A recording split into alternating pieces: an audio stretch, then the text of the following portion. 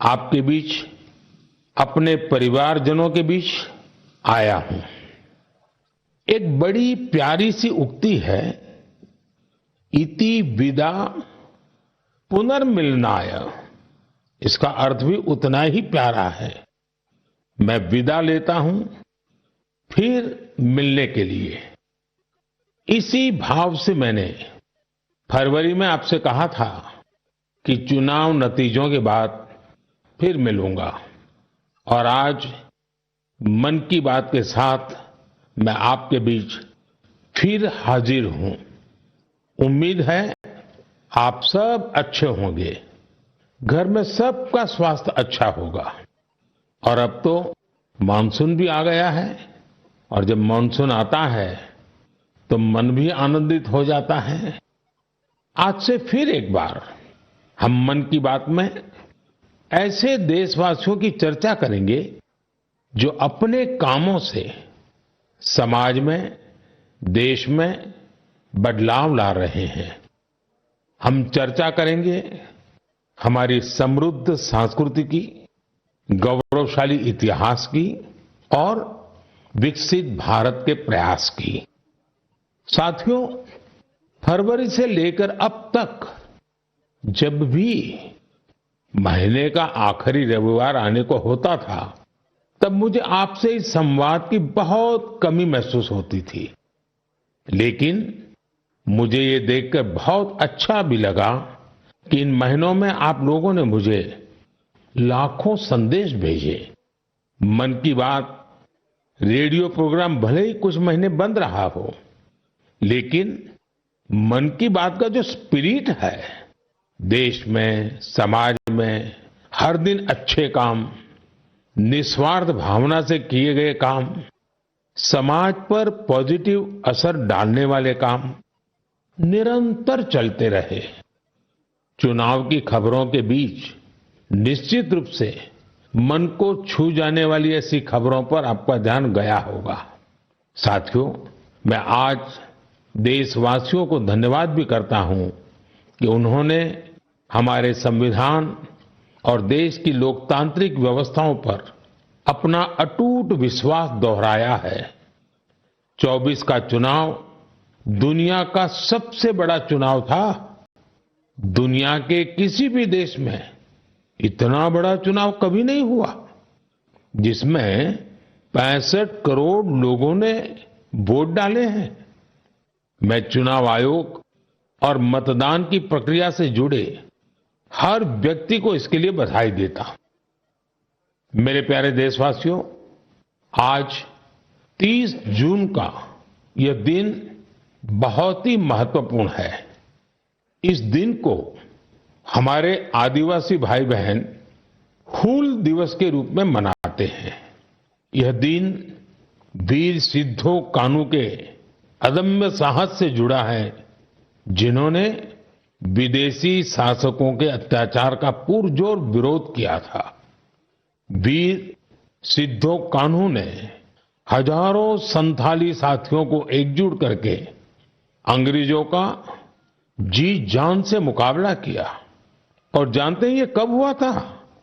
ये हुआ था 1855 में, यानी ये 1857 में भारत के प्रथम स्वतंत्रता संग्राम से भी 2 साल पहले हुआ था। तब झारखंड के संथाल परगना में हमारे आदिवासी भाई बहनों ने विदेशी शासकों के खिलाफ हथियार उठा लिया था। हमारे संथाली भाई बहनों पर अंग्रेजों ने बहुत सारे अत्याचार किए थे, उन पर कई तरह के प्रतिबंध भी लगा दिए थे। इस संघर्ष में अद्भुत वीरता दिखाते हुए वीर सिद्धो और कान्हू शहीद हो गए। झारखंड की भूमि के इन अमर सपूतों का बलिदान आज भी देशवासियों को प्रेरित करता है। आइए सुनते हैं संथाली भाषा में इन्हें समर्पित एक गीत का अंश।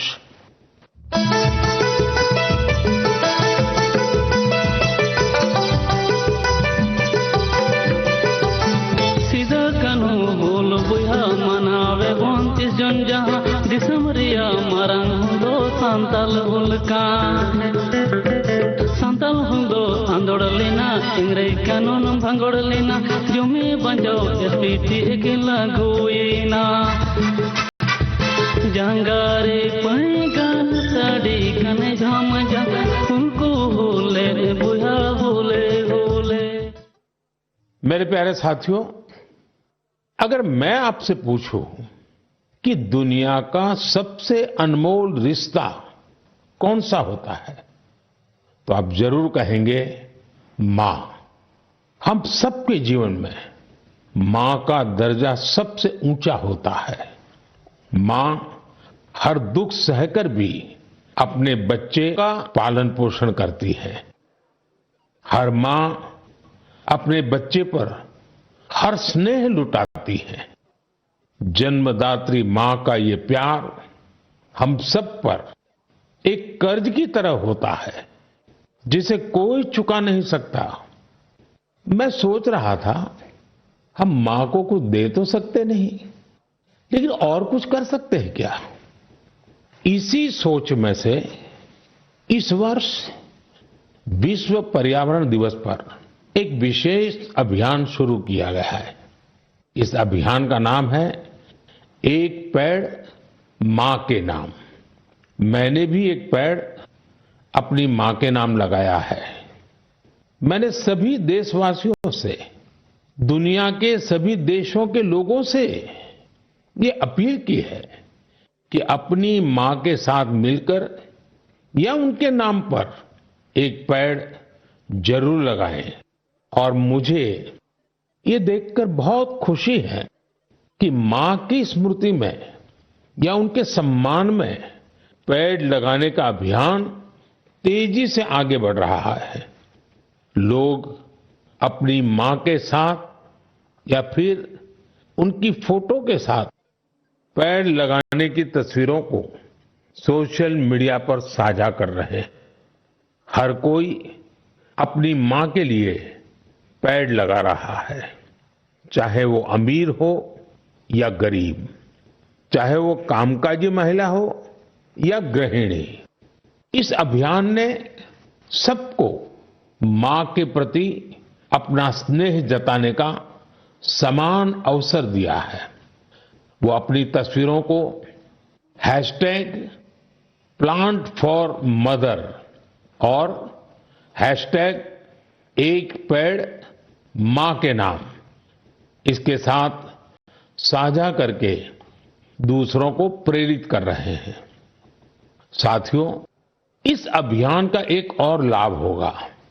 धरती भी मां के समान हमारा ख्याल रखती है। धरती मां ही हम सबके जीवन का आधार है। इसलिए हमारा भी कर्तव्य है कि हम धरती मां का भी ख्याल रखें। मां के नाम पेड़ लगाने के अभियान से अपनी मां का सम्मान तो होगा ही होगा, धरती मां की भी रक्षा होगी। पिछले एक दशक में भारत में सबके प्रयास से वन क्षेत्र का अभूतपूर्व विस्तार हुआ है। अमृत महोत्सव के दौरान देश भर में 60,000 से ज्यादा अमृत सरोवर भी बनाए गए हैं। अब हमें ऐसे ही मां के नाम पर पेड़ लगाने के अभियान को गति देनी है।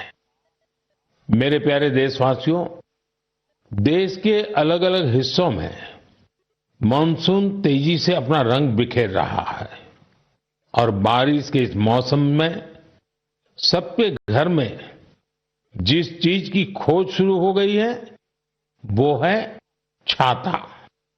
मन की बात में आज मैं आपको एक खास तरह के छातों के बारे में बताना चाहता हूं। ये छाते तैयार होते हैं हमारे केरला में। वैसे तो केरला की संस्कृति में छातों का विशेष महत्व है। छाते वहां कई परंपराओं और विधि विधान का अहम हिस्सा होते हैं। लेकिन मैं जिस छाते की बात कर रहा हूं वो है कार्थुम्बी छाते। और इन्हें तैयार किया जाता है केरला के अट्टापडी में। ये रंग बिरंगे छाते बहुत शानदार होते हैं और खासियत ये कि इन छातों को केरला की हमारी आदिवासी बहनें तैयार करती हैं। आज देश भर में इन छातों की मांग बढ़ रही है। इनकी ऑनलाइन बिक्री भी हो रही है। इन छातों को वट्टालक्की सहकारी कृषि सोसाइटी की देखरेख में बनाया जाता है। इस सोसाइटी का नेतृत्व हमारी नारी शक्ति के पास है। महिलाओं के नेतृत्व में अट्टापडी के आदिवासी समुदाय ने एंटरप्रेन्योरशिप की अद्भुत मिसाल पेश की है। इस सोसाइटी ने एक बैम्बू हैंडीक्राफ्ट यूनिट की भी स्थापना की है। अब ये लोग एक रिटेल आउटलेट और एक पारंपरिक कैफे खोलने की भी तैयारी में है। इनका मकसद सिर्फ अपने छाते और अन्य उत्पाद बेचना ही नहीं है, बल्कि ये अपनी परंपरा, अपनी संस्कृति से भी दुनिया को परिचित करा रहे हैं। आज कार्थुम्बी छाते केरला के एक छोटे से गांव से लेकर मल्टीनेशनल कंपनियों तक का सफर पूरा कर रहे हैं। लोकल के लिए वोकल होने का इससे बेहतरीन उदाहरण और क्या होगा। मेरे प्यारे देशवासियों, अगले महीने इस समय तक पेरिस ओलंपिक शुरू हो चुके होंगे। मुझे विश्वास है कि आप सब भी ओलंपिक खेलों में भारतीय खिलाड़ियों का उत्साह बढ़ाने का इंतजार कर रहे होंगे। मैं भारतीय दल को ओलंपिक खेलों की बहुत बहुत शुभकामनाएं देता हूं। हम सबके मन में टोक्यो ओलंपिक की यादें अब भी ताजा हैं। टोक्यो में हमारे खिलाड़ियों के प्रदर्शन ने हर भारतीय का दिल जीत लिया था। टोक्यो ओलंपिक के बाद से ही हमारे एथलीट्स पेरिस ओलंपिक की तैयारियों में जी जान से जुटे हुए थे। सभी खिलाड़ियों को मिला दे तो इन सब ने करीब 900 इंटरनेशनल कंपटीशन में हिस्सा लिया है। ये काफी बड़ी संख्या है। साथियों, पेरिस ओलंपिक में आपको कुछ चीजें पहली बार देखने को मिलेगी। शूटिंग में हमारे खिलाड़ियों की प्रतिभा निखरकर सामने आ रही है। टेबल टेनिस में मैन और विमेन दोनों टीमें क्वालिफाई कर चुकी हैं। भारतीय शॉटगन टीम में हमारी शूटर बेटियां भी शामिल है। इस बार कुश्ती और घुड़सवारी में हमारे दल के खिलाड़ी उन कैटेगरीज में भी कम्पीट करेंगे जिनमें पहले वे कभी शामिल नहीं रहे। इससे आप ये अनुमान लगा सकते हैं कि इस बार हमें खेलों में अलग लेवल का रोमांच नजर आएगा। आपको ध्यान होगा, कुछ महीने पहले वर्ल्ड पारा एथलेटिक्स चैंपियनशिप में हमारी बेस्ट परफॉर्मेंस रही है।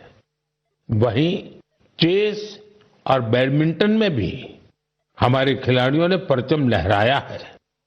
अब पूरा देश ये उम्मीद कर रहा है कि हमारे खिलाड़ी ओलंपिक्स में भी बेहतरीन प्रदर्शन करेंगे। इन खेलों में मेडल्स भी जीतेंगे और देशवासियों का दिल भी जीतेंगे। आने वाले दिनों में मुझे भारतीय दल से मुलाकात का अवसर भी मिलने वाला है। मैं आपकी तरफ से उनका उत्साहवर्धन करूंगा। और हां, इस बार हमारा हैशटैग चीयर फॉर भारत है। इस हैशटैग के जरिए हमें अपने खिलाड़ियों को चीयर करना है, उनका उत्साह बढ़ाते रहना है। तो मोमेंटम को बनाए रखिए। आपका ये मोमेंटम भारत का मैजिक दुनिया को दिखाने में मदद करेगा। मेरे प्यारे देशवासियों, मैं आप सभी के लिए एक छोटी सी ऑडियो क्लिप प्ले कर रहा हूं। आइए आपको इसके पीछे की पूरी बात बताते हैं। दरअसल ये कुवैत रेडियो के एक प्रसारण की क्लिप है। अब आप सोचेंगे कि बात हो रही है कुवैत की, तो वहां हिंदी कहां से आ गई? दरअसल कुवैत सरकार ने अपने नेशनल रेडियो पर एक विशेष कार्यक्रम शुरू किया है और वो भी हिंदी में। कुवैत रेडियो पर हर रविवार को इसका प्रसारण आधे घंटे के लिए किया जाता है। इसमें भारतीय संस्कृति के अलग अलग रंग शामिल होते हैं। हमारी फिल्में और कला जगत से जुड़ी चर्चाएं वहां भारतीय समुदाय के बीच बहुत लोकप्रिय हैं। मुझे तो यहां तक बताया गया है कि कुवैत के स्थानीय लोग भी इसमें खूब दिलचस्पी ले रहे हैं। मैं कुवैत की सरकार और वहां के लोगों का हृदय से धन्यवाद करता हूं, जिन्होंने ये शानदार पहल की है। साथियों, आज दुनिया भर में हमारी संस्कृति का जिस तरह गौरवगान हो रहा है, उससे किस भारतीय को खुशी नहीं होगी? अब जैसे तुर्कमेनिस्तान में इस साल मई में वहां के राष्ट्रीय कवि की 300वीं जन्म जयंती मनाई गई। इस अवसर पर तुर्कमेनिस्तान के राष्ट्रपति ने दुनिया के 24 प्रसिद्ध कवियों की प्रतिमाओं का अनावरण किया। इनमें से एक प्रतिमा गुरुदेव रविंद्रनाथ टैगोर जी की भी है। ये गुरुदेव का सम्मान है, भारत का सम्मान है। इसी तरह जून के महीने में 2 कैरेबियाई देश सूरीनाम और सेंट विंसेंट एंड द ग्रेनाडीज ने अपने इंडियन हेरिटेज को पूरे जोश और उत्साह के साथ सेलिब्रेट किया। सूरीनाम में हिंदुस्तानी समुदाय हर साल 5 जून को इंडियन अराइवल डे और प्रवासी दिन के रूप में मनाता है। यहां तो हिंदी के साथ ही भोजपुरी भी खूब बोली जाती है। सेंट विंसेंट एंड द ग्रेनाडीज में रहने वाले हमारे भारतीय मूल के भाई बहनों की संख्या भी करीब 6000 है। उन सबको अपनी विरासत पर बहुत गर्व है। 1 जून को इन सब ने इंडियन अराइवल डे को जिस धूमधाम से मनाया, उससे उनकी ये भावना साफ झलकती है। दुनिया भर में भारतीय विरासत और संस्कृति का जब ऐसा विस्तार दिखता है, तो हर भारतीय को गर्व होता है। साथियों, इस महीने पूरी दुनिया ने 10वें योग दिवस को भरपूर उत्साह और उमंग के साथ मनाया है। मैं भी जम्मू कश्मीर के श्रीनगर में आयोजित योग कार्यक्रम में शामिल हुआ था। कश्मीर में युवाओं के साथ साथ बहनों बेटियों ने भी योग दिवस में बढ़ चढ़ करके हिस्सा लिया। जैसे जैसे योग दिवस का आयोजन आगे बढ़ रहा है, नए नए रिकॉर्ड्स बन रहे हैं। दुनिया भर में योग दिवस ने कई शानदार उपलब्धियां हासिल की हैं। सऊदी अरब में पहली बार एक महिला अल हनौफ साद जी ने कॉमन योगा प्रोटोकॉल को लीड किया। ये पहली बार है जब किसी सऊदी महिला ने किसी मेन योगा सेशन को इंस्ट्रक्ट किया हो। इजिप्ट में इस बार योग दिवस पर एक फोटो कंपटीशन का आयोजन किया गया। नील नदी के किनारे, रेड सी के बीचेज पर और पिरामिडों के सामने योग करते लाखों लोगों की तस्वीरें बहुत लोकप्रिय हुई। अपने मार्बल बुद्धा स्टैच्यू के लिए प्रसिद्ध म्यांमार का मारा विजया पैगोडा कॉम्प्लेक्स दुनिया में मशहूर है। यहां भी 21 जून को शानदार योगा सेशन का आयोजन हुआ। बहरीन में दिव्यांग बच्चों के लिए एक स्पेशल कैंप का आयोजन किया गया। श्रीलंका में यूनेस्को हेरिटेज साइट के लिए मशहूर गोल्फ फोर्ट में एक यादगार योगा सेशन हुआ। अमेरिका के न्यूयॉर्क में ऑब्जर्वेशन डेक पर भी लोगों ने योग किया। मार्शल आइलैंड पर भी पहली बार बड़े स्तर पर हुए योग के कार्यक्रम में यहां के राष्ट्रपति जी ने भी हिस्सा लिया।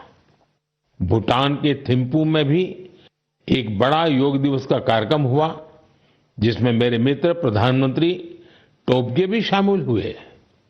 यानी दुनिया के कोने कोने में योग करते लोगों के विहंगम दृश्य हम सब ने देखे।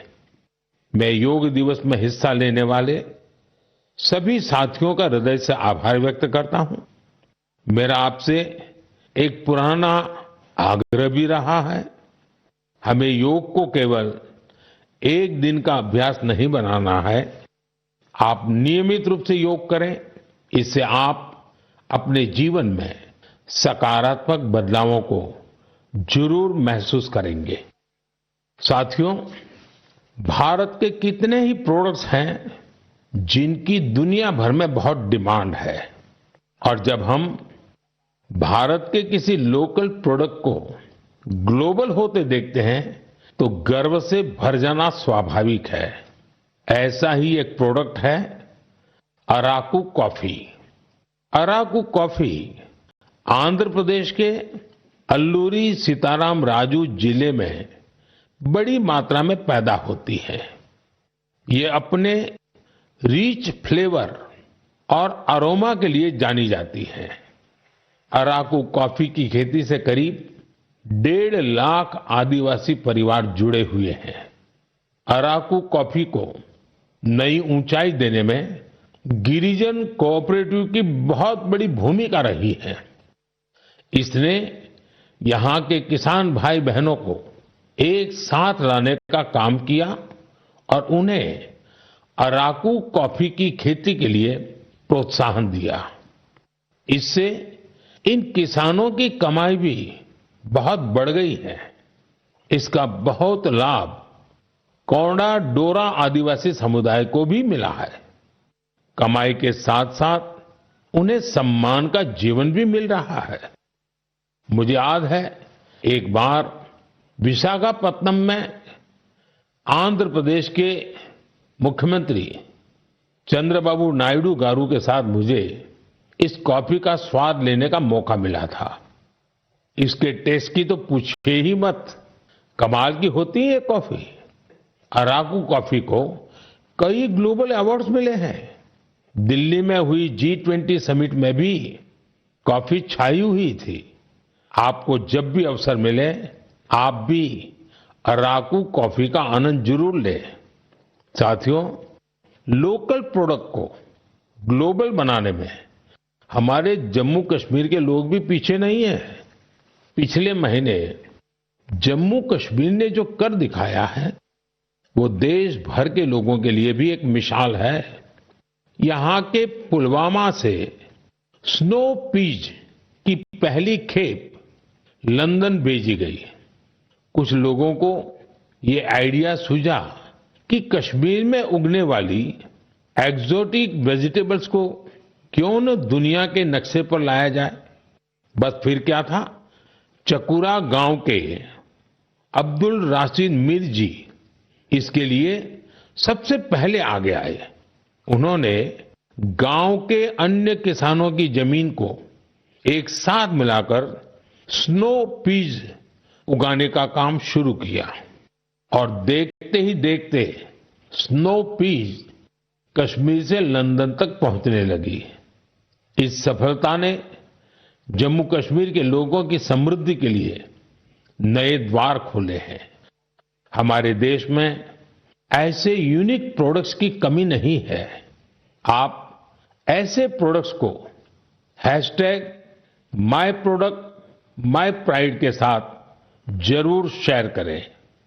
मैं इस विषय पर आने वाले मन की बात में भी चर्चा करूंगा।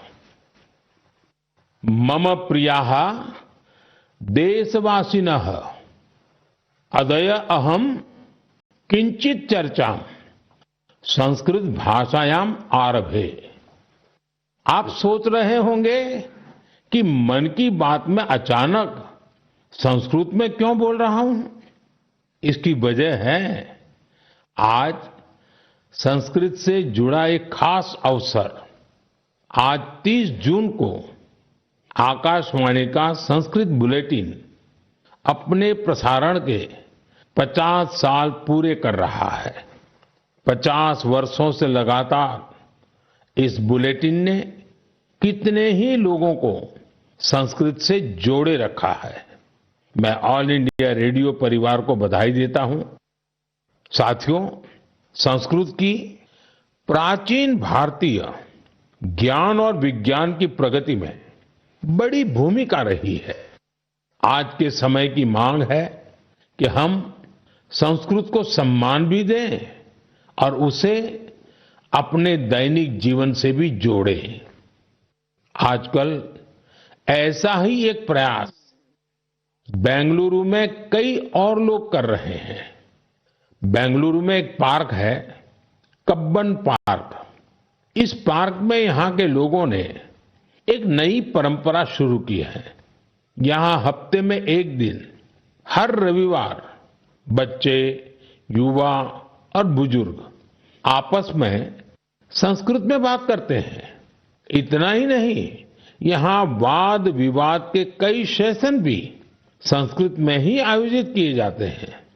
इनकी इस पहल का नाम है संस्कृत वीकेंड।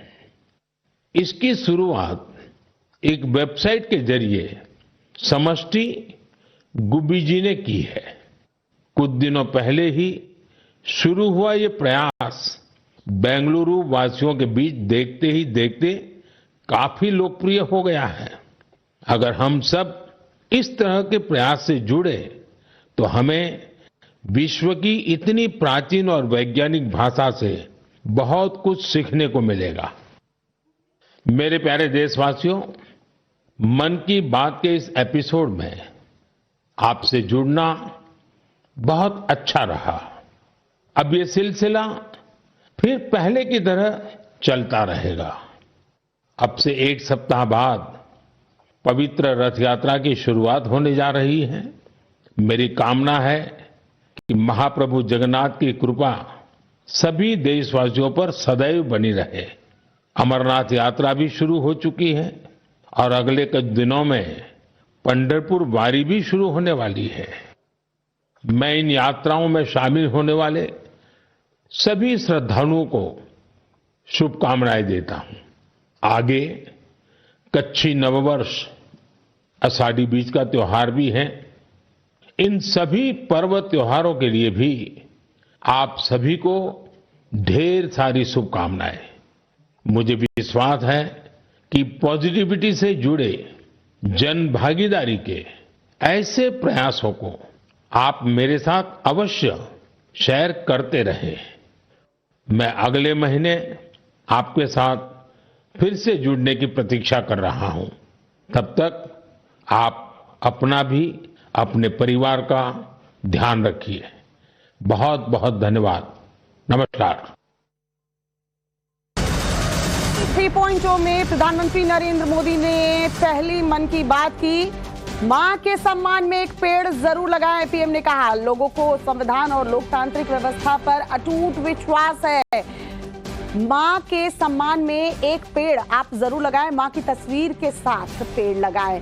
मां और धरती मां का सम्मान करें। पेरिस ओलंपिक का भी जिक्र किया। पेरिस ओलंपिक के लिए भारतीय दल को शुभकामनाएं भी दी। हमारे खिलाड़ी बेहतरीन प्रदर्शन करें, यही उम्मीद करते हैं। विश्व में योग दिवस उमंग के साथ मना, इसका भी जिक्र प्रधानमंत्री नरेंद्र मोदी अपने मन की बात कार्यक्रम के दौरान करते हुए नजर आए। आपको नियमित रूप से योग करना चाहिए, योग आपको निरोग रखेगा। तो आज मोदी 3.0 कर ये पहले मन की बात प्रधानमंत्री नरेंद्र मोदी ने की और तमाम बातें देशवासियों के सामने पीएम मोदी ने रखी।